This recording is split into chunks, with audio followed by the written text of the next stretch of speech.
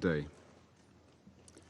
The United Kingdom requested this meeting alongside Denmark, France, Greece and Slovenia in response to the government of Israel's decision to further escalate its military operations in Gaza.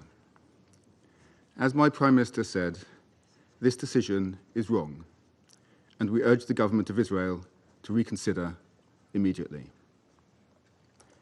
Expanding military operations will do nothing to bring an end to this conflict.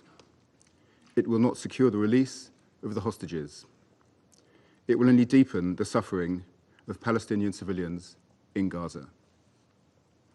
This is not a path to resolution. It is a path to more bloodshed. President, just this week, the Security Council heard harrowing testimony from Eli David, the brother of Eviatar David, who's been cruelly taken by Hamas on 7 October. He's been held hostage in appalling and inhuman conditions for over 21 months. The Security Council has in its 4 resolutions since 7 October called for the unconditional and immediate release of the hostages. I repeat that call today. We are clear that Hamas must disarm and can play no future part in the governance of Gaza, where the Palestinian Authority must have a central role.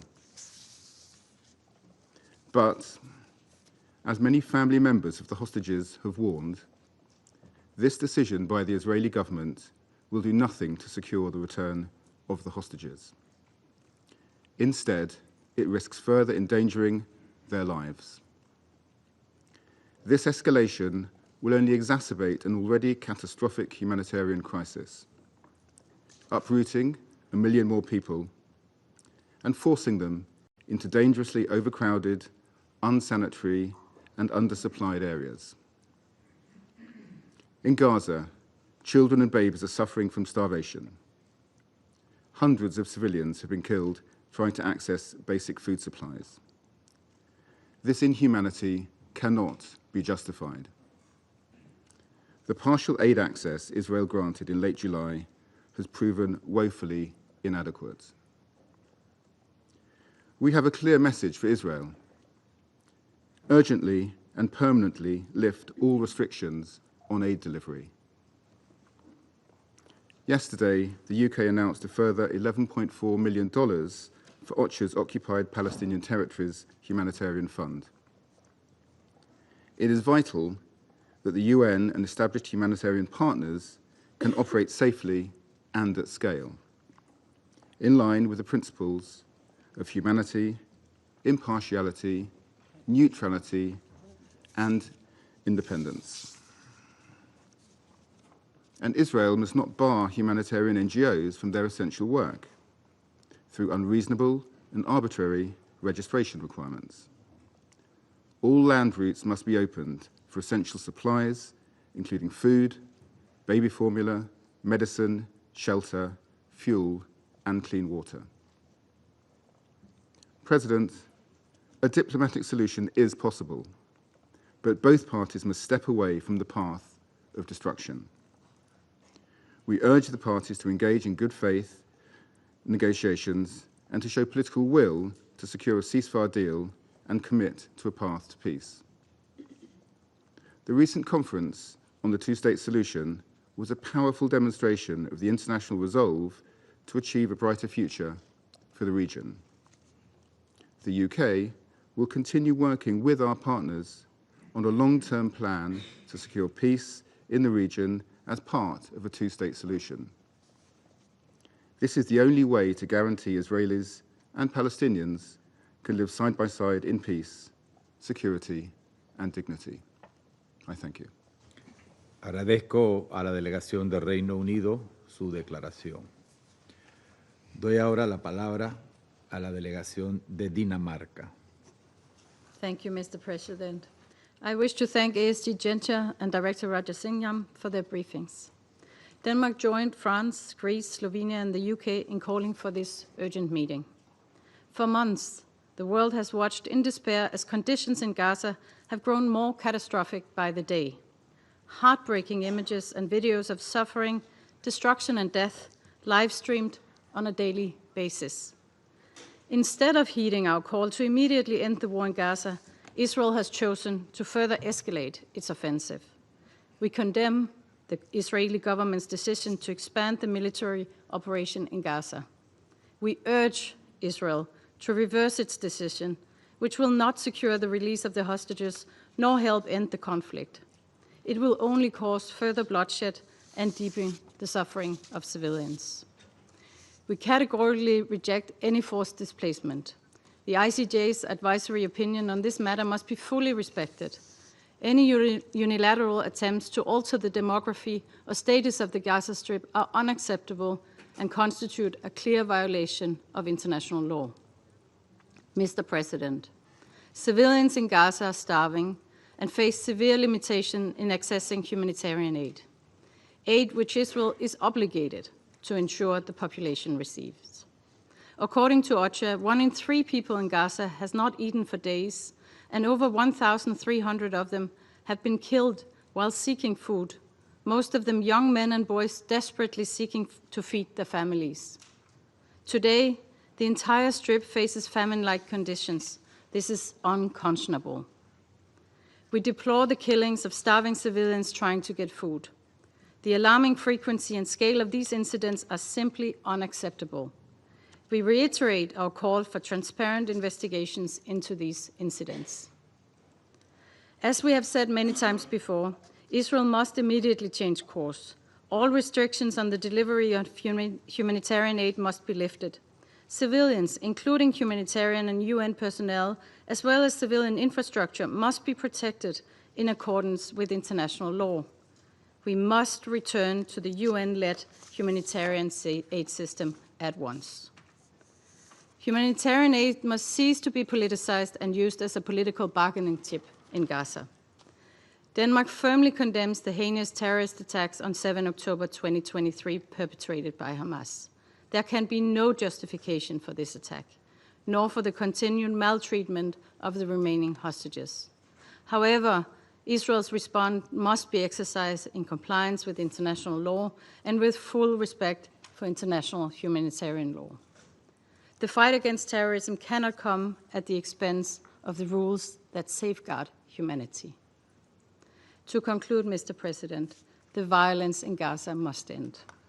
To the parties, we demand a return to a ceasefire, the delivery of humanitarian aid with no restrictions, and the immediate and unconditional release of all the remaining hostages. Denmark will never go back on those principles and will continue to reiterate these demands. We will not tire in our support to the two-state solution, and we will not tire in our commitment to peace in the Middle East. We urge the warring parties to stop burying peace in the rubbles. Thank you. Agradezco a la delegación de Dinamarca su declaración. Doy ahora la palabra a la delegación de Francia. Monsieur le Président, je voudrais vous remercier d'avoir convoqué cette réunion d'urgence que nous avons demandée avec nos partenaires européens du Conseil de sécurité. Je remercie également le sous-secrétaire général, M. Miroslav Jenča, ainsi que M. Ramesh Rajasingham du BCAH pour leurs interventions aujourd'hui. Face à la gravité des dernières annonces faites par Israël, il nous fallait tirer la sonnette d'alarme. Comme nous l'avons indiqué le 8 août dernier, la France condamne, dans les termes les plus forts, le plan du gouvernement israélien d'étendre ses opérations militaires pour prendre le contrôle de la ville de Gaza en vue de contrôler militairement l'ensemble de la bande de Gaza. La France appelle le gouvernement israélien à revenir sur cette décision. Elle rappelle sa ferme opposition à tout projet d'occupation, d'annexion et de colonisation de la bande de Gaza et de déplacement forcé de sa population. De telles actions constitueraient de nouvelles violations caractérisées du droit international d'une extrême gravité, contraires aux principes fondamentaux sur lesquels se base cette organisation et en contradiction avec l'avis consultatif de la Cour internationale de justice du 19 juillet 2024. Elle représenterait, par ailleurs, une menace pour la sécurité régionale et mènerait à une impasse absolue. L'extension et l'intensification des opérations militaires israéliennes dans les zones les plus densément peuplées de Gaza auraient des conséquences humanitaires dramatiques. À Gazaville, mais également dans le reste de Gaza, les civils survivent déjà dans des conditions effroyables. Les images d'enfants mourant de faim ou de civils pris pour cible alors qu'ils cherchaient de la nourriture sont insoutenables. Il est essentiel qu'Israël se conforme à ses obligations en vertu du droit international humanitaire. Les annonces et demi-mesures ne suffisent pas. Les populations et infrastructures civiles doivent être protégées. Israël doit, de toute urgence, ouvrir tous les points de passage pour permettre un acheminement immédiat, massif, sûr et sans aucune entrave de l'aide humanitaire sur tout le territoire. Israël est tenu de permettre aux Nations unies et à tous les acteurs humanitaires, dont les organisations non gouvernementales internationales, d'opérer librement et en toute sécurité. La mise en œuvre de la décision du gouvernement israélien ne contribuera en rien à la sécurité d'Israël et de ses ressortissants, en particulier celle des otages encore détenus par le Hamas à Gaza. La France appelle à nouveau vigoureusement le Hamas à leur libération immédiate, inconditionnelle, et à se saisir des propositions de cessez-le-feu plutôt que de prolonger, par son attitude d'obstruction, le calvaire de la population de Gaza. La France appelle au désarmement du Hamas et à sa reddition. Monsieur le Président, l'avenir de la bande de Gaza doit s'inscrire dans le cadre d'un futur État palestinien dirigé par l'autorité palestinienne. La France continuera à se mobiliser pour la mise en œuvre de la solution à deux États, la seule qui puisse garantir une paix et une sécurité durable pour les Israéliens et les Palestiniens, comme elle l'a fait lors de la conférence de New York, coprésidée avec l'Arabie saoudite. Nous appelons tous les États à s'inscrire dans cette dynamique collective en endossant la déclaration de New York, qui propose des mesures concrètes pour préserver la solution des deux États et œuvrer à la stabilisation de la bande de Gaza. Elle propose également le déploiement d'une mission internationale temporaire de stabilisation afin d'assurer la sécurité des Israéliens et des Palestiniens. Monsieur le Président, après 22 mois de souffrance, le calvaire enduré par la population de Gaza et par les otages doit cesser immédiatement. C'est pourquoi nous appelons le gouvernement d'Israël à revenir sur sa décision de prendre le contrôle militaire de la bande de Gaza. La France réitère son appel à un cessez-le-feu immédiat et permanent, à la libération des otages et à l'acheminement massif et sans entrave de l'aide humanitaire. Je vous remercie. Agradezco a la delegación de Francia su declaración. Doy la palabra a la delegación de Grecia. Thank you, Mr. President, and thank you for convening this urgent meeting upon the request of the European members of this Council. I also wish to thank Assistant Secretary General Mr. Miroslav Jenca and OCHA Director Mr. Ramesh Rajasingham for their briefings. Only days ago, the international community gathered in New York with a clear yet urgent message. The war in Gaza must end, the two-state solution must be realized, Palestinians, Israelis, and all peoples of the region deserve a fair chance at peace. Yet, recent developments seem to have pushed this proposal further out of reach.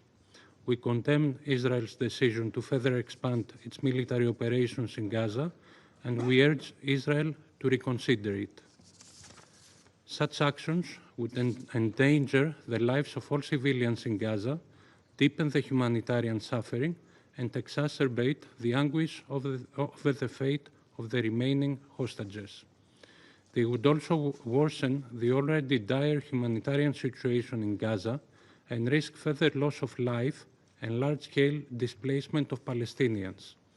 We strongly oppose any attempts to forcibly displace the Palestinian population and reiterate that any potential annexation of Gaza or any other part of the occupied Palestinian territories would contravene international law and numerous Security Council resolutions, including Resolution 2334, would jeopardize regional stability and security and would undermine the prospect of a two-state solution.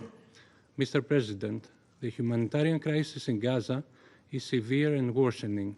Hospitals are overstretched, starvation and malnutrition, especially among children, are worsening, access to clean water remains limited, and civilians risk their lives daily in search of food.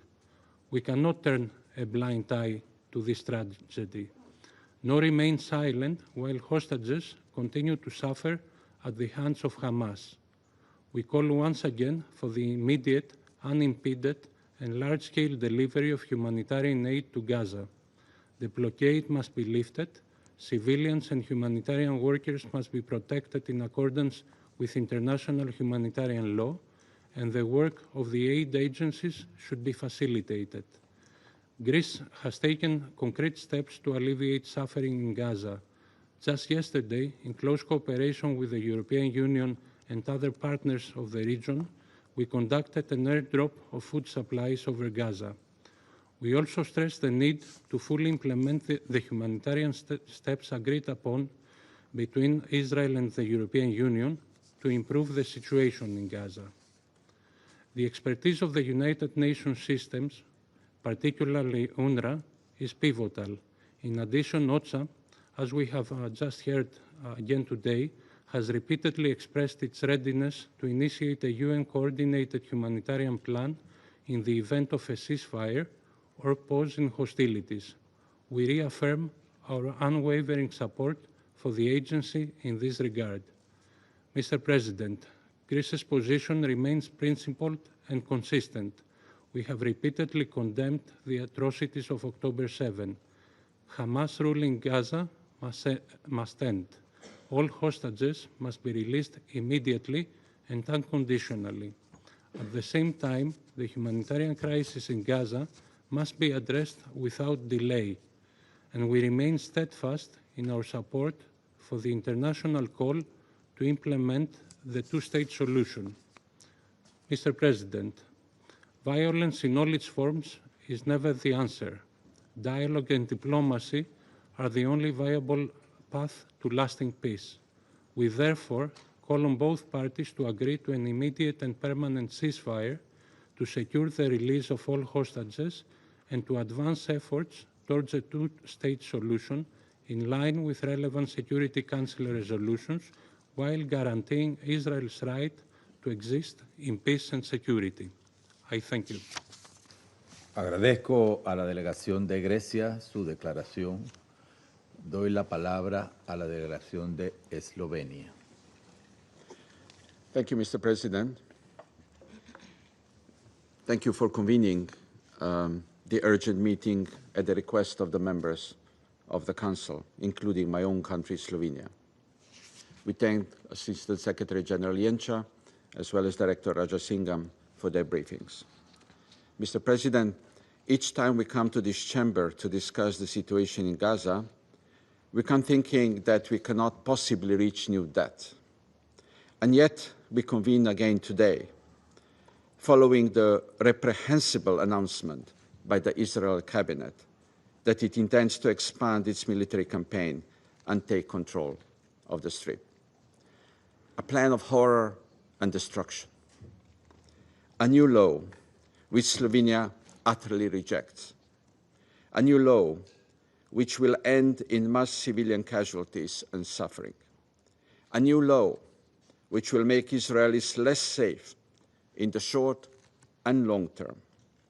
A new law in spite of continuous appeals from the international community and from the numerous voices from Israel to end the war. Colleagues, Israel's decision directly contradicts the July 2024 advisory opinion of the International Court of Justice, which declared that Israel must end its unlawful presence in the occupied Palestinian territory. It shows contempt towards the two-state solution, which was resoundingly reinforced by almost the entire international community at a conference held just 2 weeks ago, and which remains the official position of this Council, codified through its resolutions. Slovenia expresses its firm condemnation of this plan, and we call for its immediate reversal. Mr. President, Gaza's death toll is simply staggering. Israel has pursued a deliberate policy of starvation, of manufacturing a famine to pursue political and military gains, in a clear and blatant violation of international humanitarian law. The aerial photos which have emerged of Gaza in recent days show nothing but total destruction, a piece of land reduced to dust. And now we are faced with the prospect of further military escalation, of more violence, of an operation which will undoubtedly wreak havoc on civilians in Gaza and the hostages alike. Obvious questions arise. What will happen to those surviving Palestinians once Israel launches its takeover, particularly the 1 million people living in Gaza City, whose lives already hang in the balance, exhausted by attacks and denied aid? We will not be able to claim that we didn't know. We know that civilians are destined to suffer further mass casualties. We know that they will be displaced once more, chased from corner to tiny camps or even beyond. What will become of the hostages? Just 4 days ago, we heard the heartbreaking testimony of Eli David, brother of Eviatar David, who is still held hostage by Hamas in Gaza. He told us in clear terms that we cannot wait any longer. Who, if not this Council, can stop the killing? Every minute counts for Eviatar. Every minute counts for countless civilians caught in the fire in Gaza. We cannot simply accept a forever war and the continued destruction and traumatization of generations of Palestinians and Israelis. Ambassador Mansour on Tuesday used the words, "We chose peace." The Palestinian Authority has made commitments to comprehensive reforms necessary to govern Gaza and the West Bank. Does the Israeli leadership have the moral clarity to abandon military adventurism and choose peace? Does Hamas have the courage to choose peace, disarm, and to release the hostages immediately and without condition in full dignity? Colleagues, all civilians in Gaza, Israelis and Palestinians, are hostages. Our responsibility to move to protect them against upcoming military onslaught weighs heavy on our shoulders, including as an elected member of this Council. The impunity felt by the occupying power needs to be stopped. We listen and we hear a global cry for the war to stop, for hostages to be freed, for aid to flow in. We need to take action. That's why this Council was created, and that's why the Charter provided the Council with many tools to maintain peace and security. We stand ready to do whatever it takes to stop the killing and suffering. Thank you. Agradezco a la delegación de Eslovenia su declaración. Doy ahora la palabra a la delegación de Argelia. Mr. President, at the outset, I thank you for the prompt scheduling of this meeting, a meeting requested by almost all members of this Council, a meeting born of urgency. We extend our appreciation to ASG Yanka and to Mr. Rajasingham for their sobering briefings on the catastrophic reality in Gaza. Yes, Gaza is facing hell. It is in the hands of an occupying power that threatens the international peace and security. Algeria condemns in the strongest terms the decision of the Israeli cabinet to displace the entire population of Gaza City and northern Gaza, and to impose full military control of the Gaza Strip, as if Gaza was not already under occupation, as if Gaza was not already under inhuman siege. These are war crimes, and those who draw their maps in blood must not walk in the shadow of impunity. Justice must call them by name. There must be accountability. Mr. President, after 22 months of forced displacement, 22 months of starvation, 22 months of ethnic cleansing, such an operation would not merely ruin Gaza. It will just annihilate what remains of it. As if killing more than 62,000 people were not enough. As if killing more than 18,000 children for God's sake, were not enough. As if killing more than 12,000 women were not enough.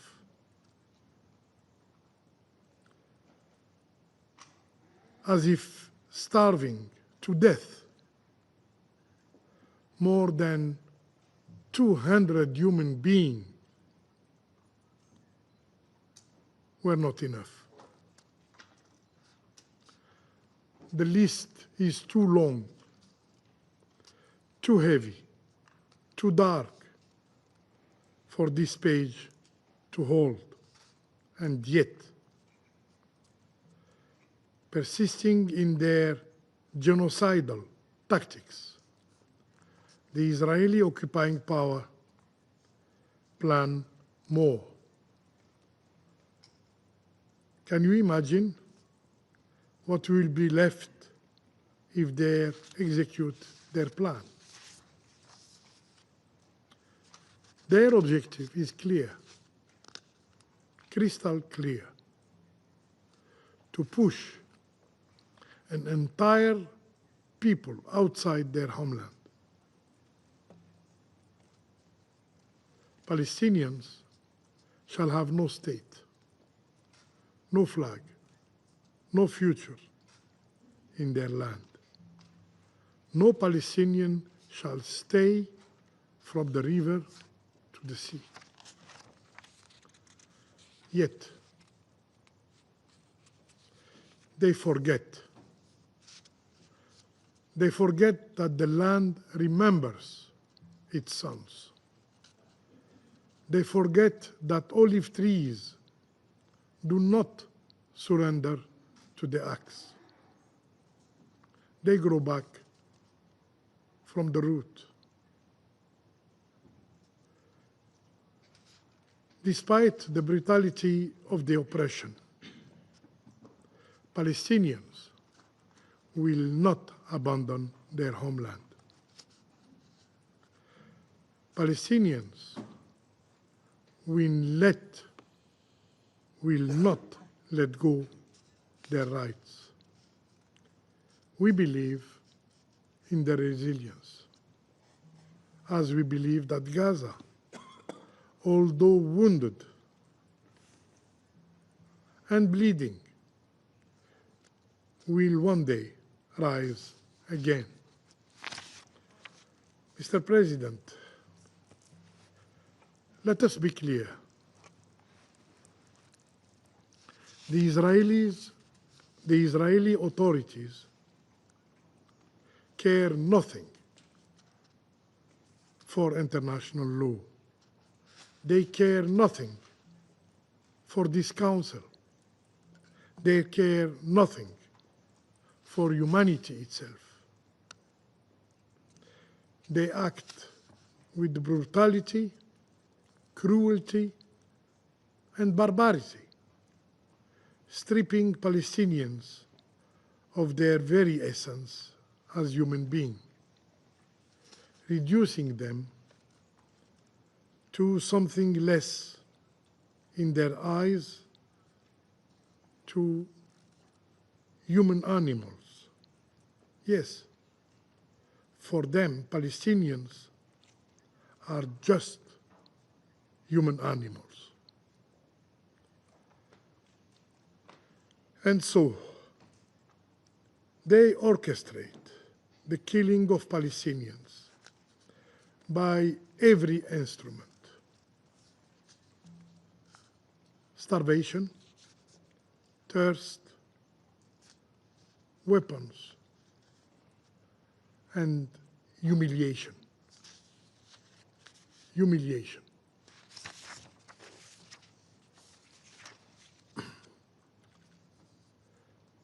Mr. President,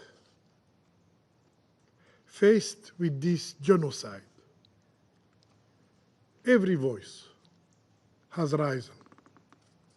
The International Court of Justice investigates the plausible crime of genocide by the Israeli occupying power. The International Criminal Court pursues those who sign their names in the records of war crimes. The General Assembly condemns repeatedly the occupation and demands its end. The United Nations Human Rights Council counts the wounds and denounces its violation. And yet, in this chamber,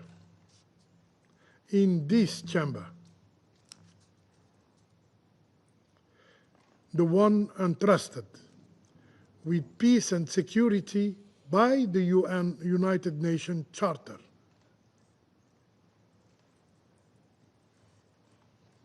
sits, the Council sits silent. The Council says nothing. And silence is not neutral. Silence kills. Mr. President, the Security Council must rise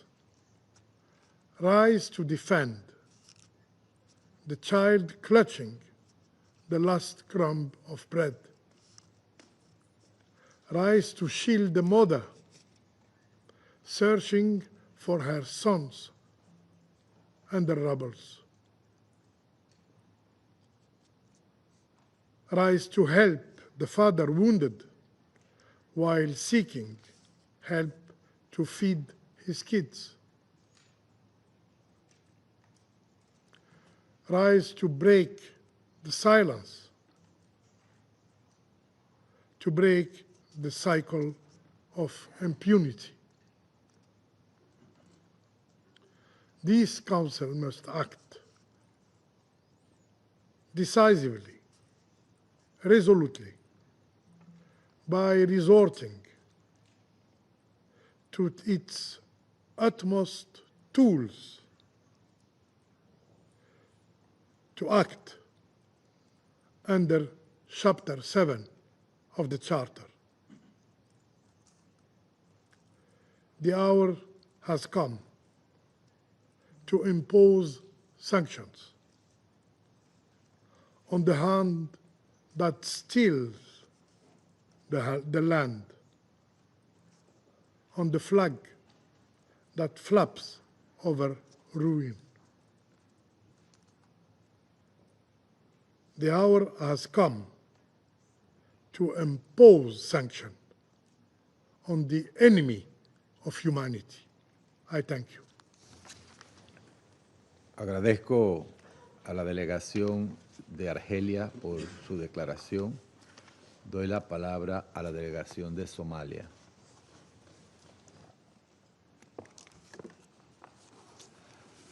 Mr. President, I thank you for the swift convening of this emergency meeting today.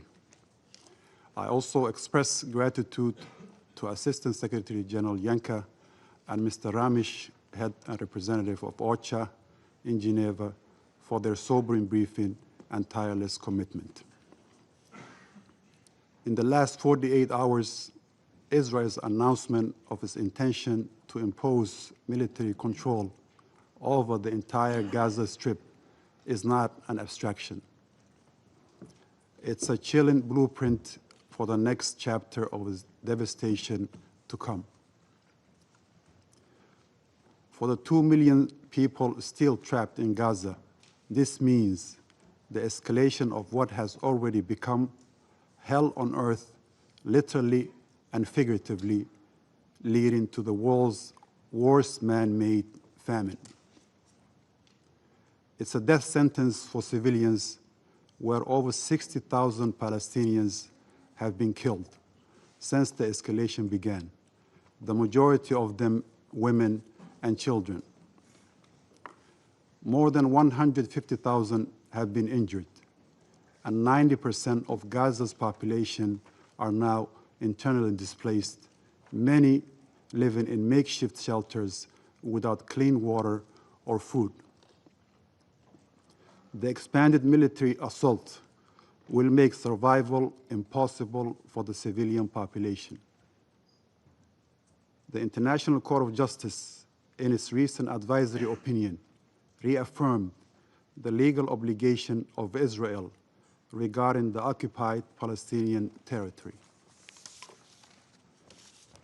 The court was unequivocal. The occupation, the blockade, the denial of humanitarian access, and actions resulting in collective punishment violate international law.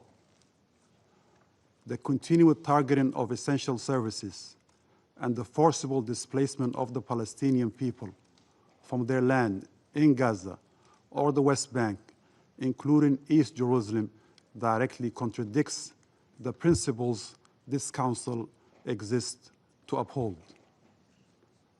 We also stress the necessity of preserving the legal and historical status quo at the Islamic and Christian holy sites in Jerusalem, recognizing the essential role of the Hashemite custodianship in this regard.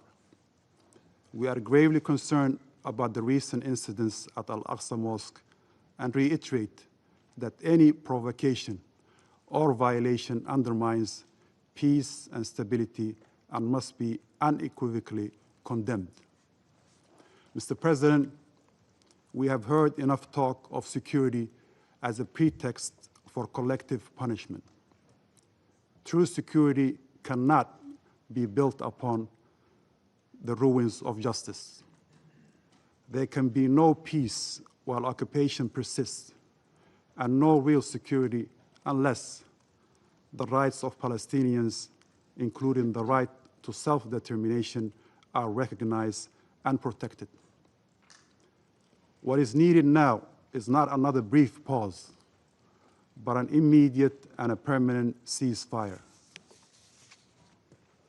not another limited corridor, but full and unfettered humanitarian access so that food, water, medicine provided by agencies like UNRWA and OCHA can flow freely, not as a charity, but as a matter of right. Not another partial exchange, but the immediate and unconditional release of all hostages and detainees so that no one endures inhumane conditions under illegal captivity away from their families and loved ones. Not more negotiations to nowhere, but a genuine commitment to end the occupation and realize the two-state solution this Council and the world have long endorsed. We must not allow the language of military necessity to drown out the cries of the hungry and the displaced. The forced starvation of a population is not an accident of war. It's a crime under international law. The bombardment of neighborhoods and the expulsion of families are not regrettable side effects. They are violations that demand accountability. Mr. President, to conclude, this is not just a test for Israel and Palestine. It's a test for all humanity. Will we stand by, citing complexity and precedent? Or will we act with the urgency and moral clarity that this moment demands? In these darkest moments, it's worth remembering what brought the United Nations into existence in the first place. Our charter opens with a solemn pledge, and I quote, "to save succeeding generations from the scourge of war," end of quote. A promise born from the ashes of World War II, when the world vowed never again. Yet, 8 decades later, we are confronted once more with the images and the realities of children buried beneath rubble, starvation used as a weapon, families uprooted, and entire communities erased. If we cannot act now to uphold this promise in Gaza, we must ask ourselves, what then is the purpose of this Council? What, in truth, remains of our solemn oath to future generations? Let the response not be graveyard silence.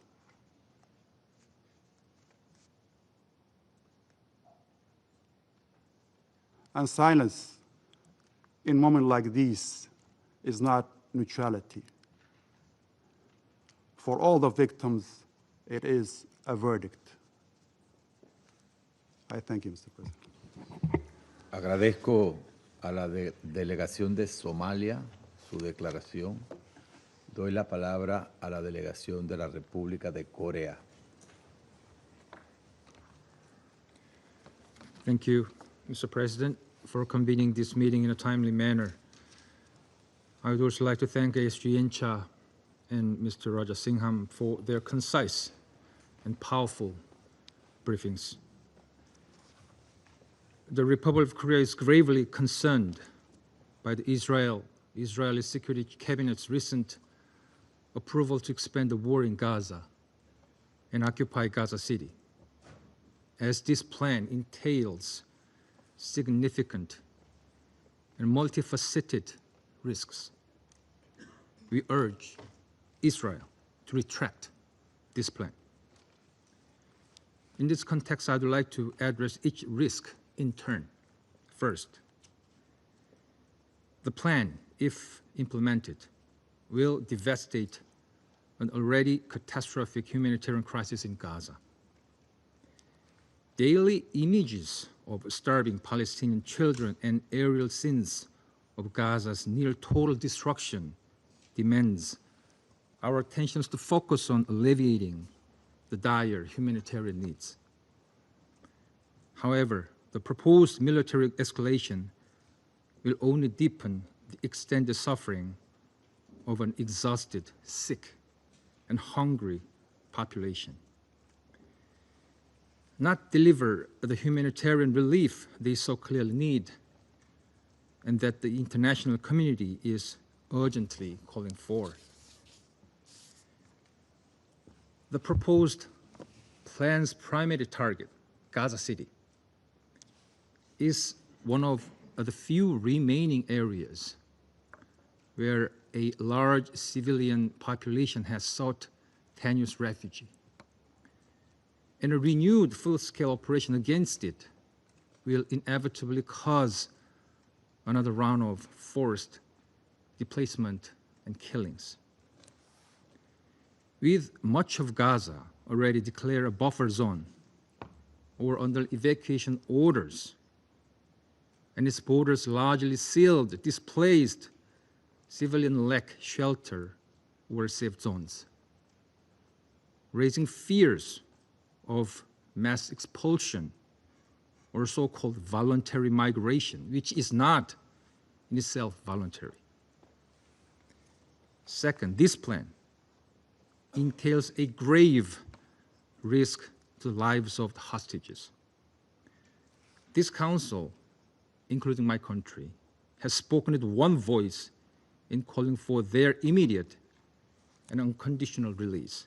Yet, the announced plan, if implemented, will expose them to intensified hostilities and undermine diplomatic efforts toward their freedom. While Israel claims that it will push for the release of the hostages through decisive military victory, such an outcome could make it more difficult to bring the hostages home, a concern voiced by their families.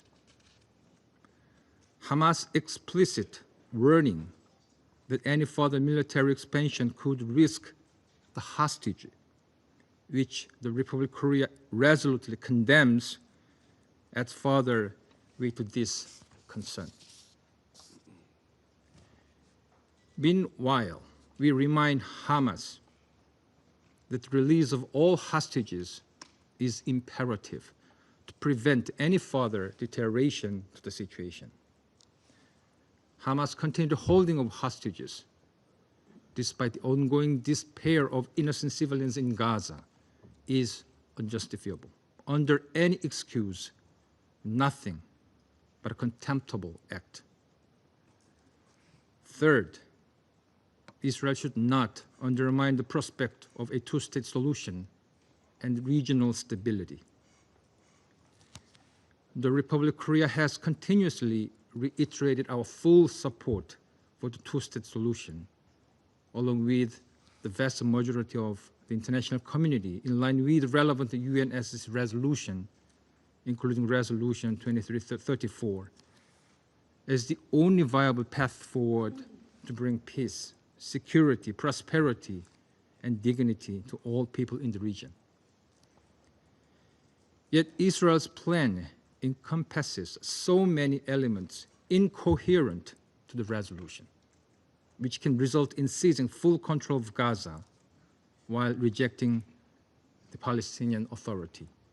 These actions are exactly the opposite of what the resolution aimed for: peaceful and sustainable coexistence of Israel and Palestinians. Israel must therefore not only retract the plan, but also cease any annexation efforts, including its West Bank settlement activities, which are clearly illegal under international law. In closing, Mr. President, let me make a final remark.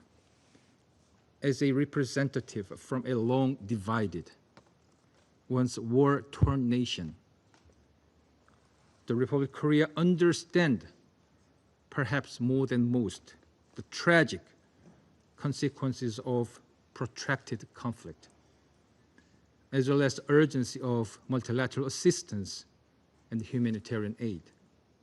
Our history powerfully teaches us that military force alone cannot guarantee permanent peace and security. It can only defer the recurrence of conflict. This is why, despite the persistence of challenging circumstances, we remain committed to resolving differences through dialogue and cooperation rather than through force. We therefore call once again on all relevant parties to sincerely engage with ongoing mediation efforts of the international community aimed at securing ceasefire, releasing the hostages, and mobilizing and ensuring unhindered and dignified aid to Gaza at scale. Only through a genuine dialogue, sustained commitment, and mutual compromise can you hope to construct the robust foundation for a just and durable peace for all. I thank you, Mr. President. Agradezco a la República de Corea su declaración. Doy la palabra a Sierra Leona. Thank you, Mr. President. Thank you for convening this emergency meeting at the request and with support of almost all of the members of the Security Council. I also thank Assistant Secretary General Yencha and Mr. Rajasinghan for their valuable briefings. Sierra Leone expresses its full solidarity with the leadership and personnel of the United Nations and all humanitarian partners who, despite immense challenges, continue to serve humanity with courage and dedication. Mr. President, colleagues, the decision by the Israeli Security Cabinet to take control of Gaza City through an expanded military operation has shocked and alarmed the international community and capitals across the world. As underscored in the Secretary General's statement on the issue, this represents an extremely dangerous escalation that will deepen the already catastrophic humanitarian crisis in Gaza, cause further mass displacement, and increase civilian casualties in a territory already devastated by months of bombardment. If implemented, such reoccupation or annexation would constitute a grave breach of international law, including international humanitarian law. It reflects collective punishment of the Palestinian population through indiscriminate and systemic attacks on civilians and obstruction of urgently needed humanitarian assistance, both prohibited under the Geneva Conventions.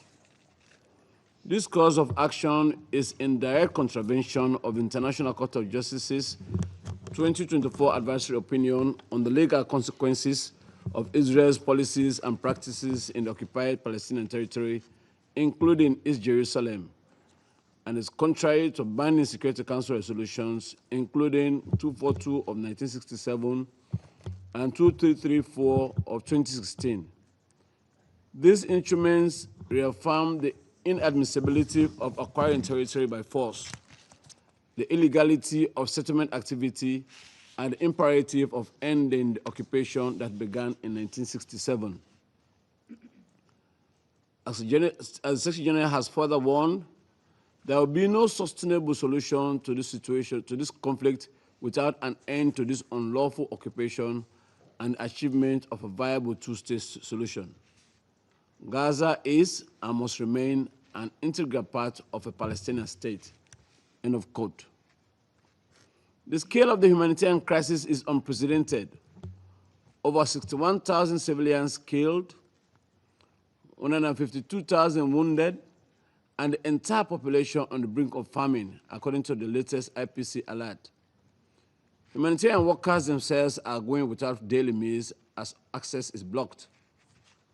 Inaction by this Council and member states with influence will only lead to further destruction, loss of life, and the erosion of human dignity. Mr. President, The plight of the remaining hostages is a matter of serious concern, and Sierra Leone reiterates its call for their immediate and unconditional release. However, the situation cannot be used to justify violations of international law. Measures of collective punishment or the unlawful annexation of territory. International law requires that civilians be protected at all times, without exception. Reoccupation and annexation will not address Israel's legitimate security concerns. On the contrary, such measures are likely to deepen hostility, entrench instability, and delay the normalization of relations with its neighbors. Genuine normalization endorsed by the Arab Peace Initiative and consistent with the two-state solution offers Israel the prospect of lasting peace, security, and regional acceptance, but only if it is accompanied by an end to occupation and the realization of Palestinian statehood. This conflict demands both urgent action to halt the violence and a long-term commitment to a political horizon grounded in the two-state solution. Any action that ignores these objectives risks perpetuating instability in occupied Palestinian territory and the wider region. Accordingly, Sierra Leone reiterates the following. First, the Council must remain united in demanding an immediate and lasting ceasefire and in using all diplomatic and political tools to ensure compliance with international law and the relevant UN resolutions. We also reiterate the need and legal obligation for the immediate and unconditional release of all hostages held by Hamas and other armed groups since 7 October 2023, all Palestinians as well as all Palestinians detainees. We urge Hamas and the other armed groups to allow access to the International Committee of the Red Cross, ICRC, to the hostages to assess and support their well-being. Second, in line with the ICJ's provisional measures of 24 May 2024, Israel must, in full cooperation with the United Nations, ensure the unhindered provision at scale of basic services and humanitarian aid throughout Gaza, in full respect of international humanitarian law. Third, recalling the ICJ's advisory opinion of 19 July 2024, Israel's continued presence in the occupied Palestinian territory is unlawful and must end as rapidly as possible. All policies and actions that harm the civilian population or undermine the viability of the two-state solution must cease immediately. Fourth, accountability is essential. The Council must act to end the cycle of impunity that has allowed violations to persist for decades. All grave breaches of international law, including annexation, must be met with consequences. Mr. President, for decades, the United Nations has provided a clear framework for peace.